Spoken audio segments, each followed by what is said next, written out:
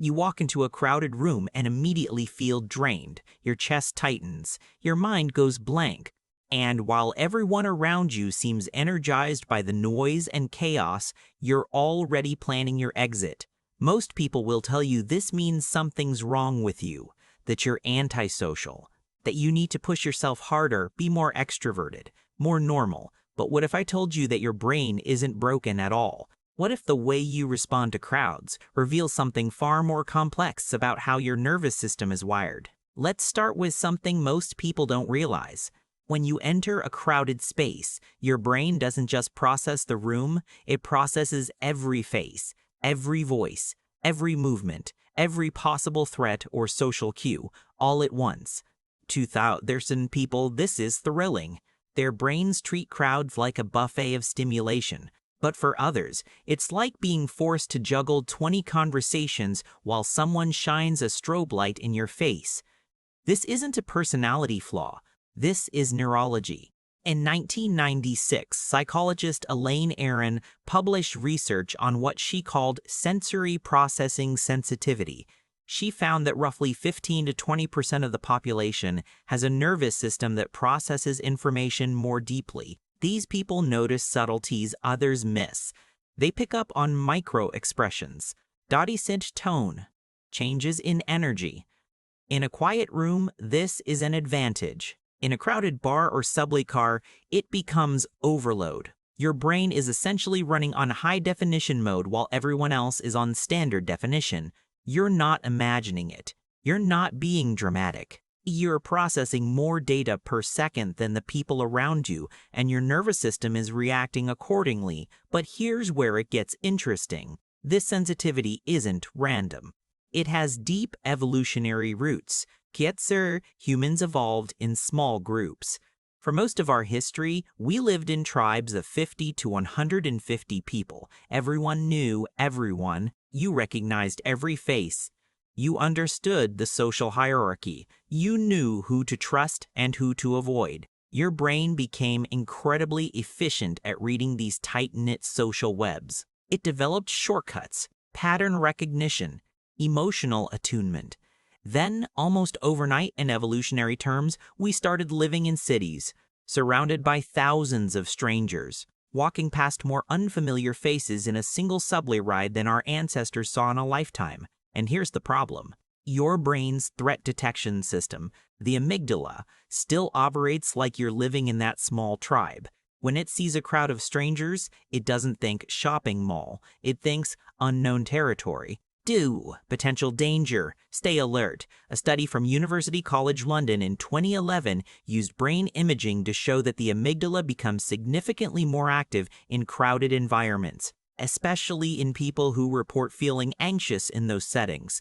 A conscious fear. It's a deep automatic response buried in the most ancient parts of your brain. But there's another layer to this. It's not just about fear. It's about energy. Every social interaction, even a brief one, requires your brain to do work, to read facial expressions.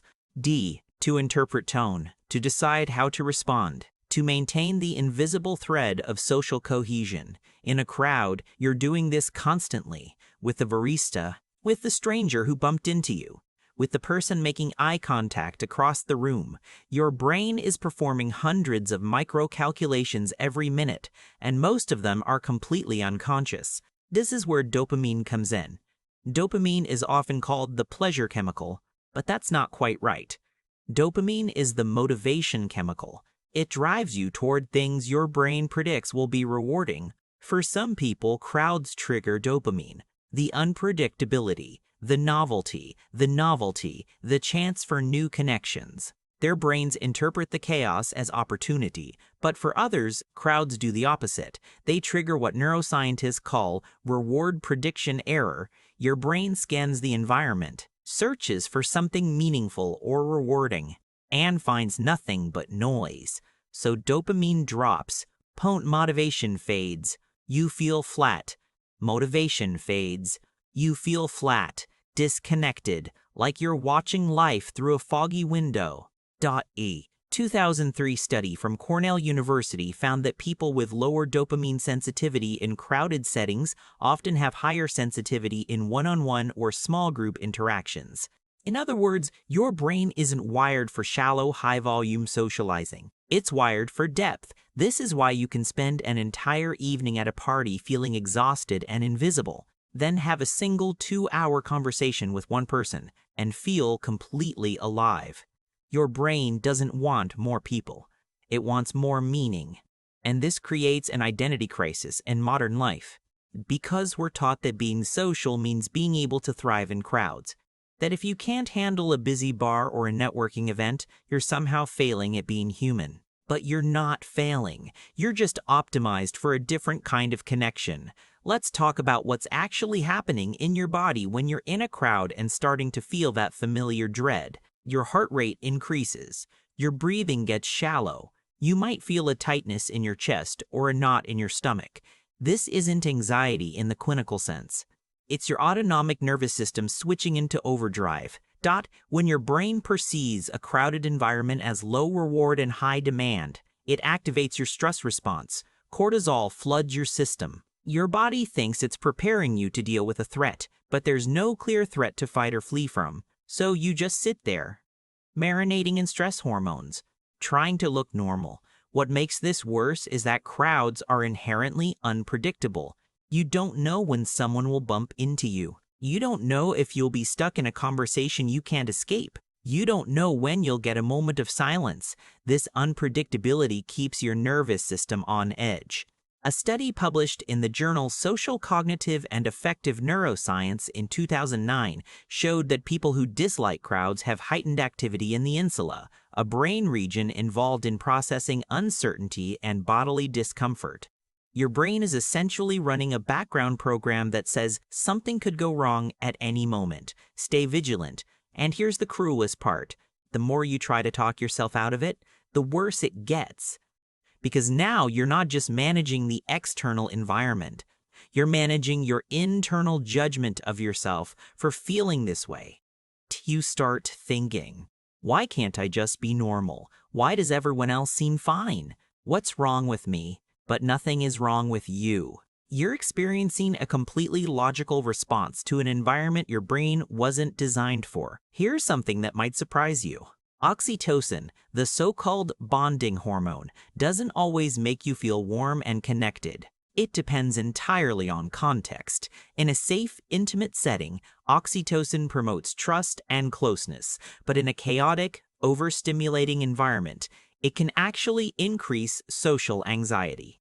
Because oxytocin makes you more attuned to social cues, and when those cues are overwhelming or conflicting, your brain short-circuits. Research from the University of Bonn in 2013 found that oxytocin increases sensitivity to social rejection and exclusion. So if you're in a crowd and already feeling disconnected, oxytocin doesn't help you bond. It makes you hyper-aware of how alone you feel in a room full of people. This is the paradox. You're biologically wired for connection, but the very hormone that's supposed to facilitate it becomes a source of discomfort when the environment is wrong. And this is why small gatherings feel so different. In a small group, oxytocin can do its job. You can actually track the emotional flow of the conversation. You can read people. You can reciprocate. You can connect. But in a crowd, connection becomes impossible. You're surrounded by people, but completely isolated, and your brain knows it. So where does this leave you? If you hate crowded places, you've probably spent years trying to fix yourself, forcing yourself to go to parties, saying yes to events you dread, believing that if you just push through it enough times, you'll eventually become comfortable. But what if comfort was never the goal? What if your aversion to crowds isn't something to overcome, but something to understand and respect? Think about it this way. You're not broken. You're selective. Your brain has a higher threshold for what it considers meaningful interaction. It doesn't want noise. It wants signal. This isn't a weakness in a world that values depth over performance. It's not a flaw in relationships that prioritize quality over quantity. It's not a disadvantage in work that requires focus, nuance, and careful observation. You're not antisocial, you're selectively social.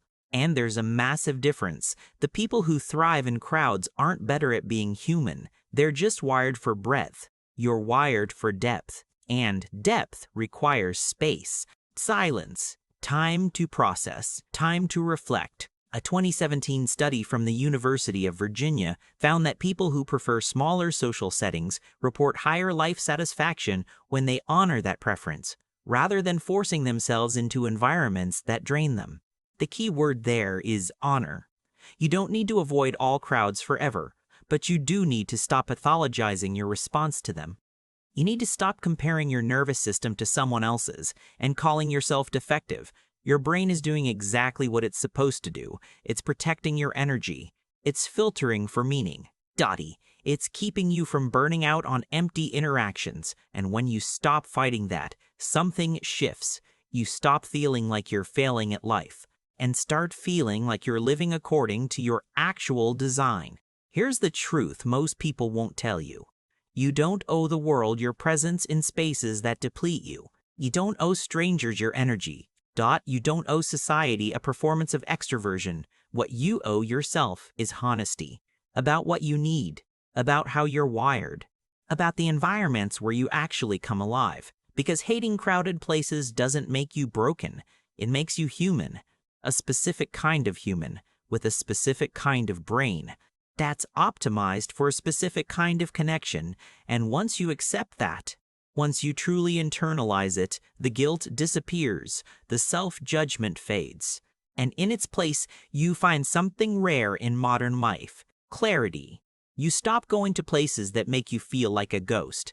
You stop saying yes out of obligation. You start building a life that actually fits the architecture of your mind. And the people who matter, the ones worth keeping, they'll understand. Because they're not looking for a performer. They're looking for you, the real version. The one that shows up in quiet rooms and long conversations, places where your brain can finally relax. That's the version worth protecting.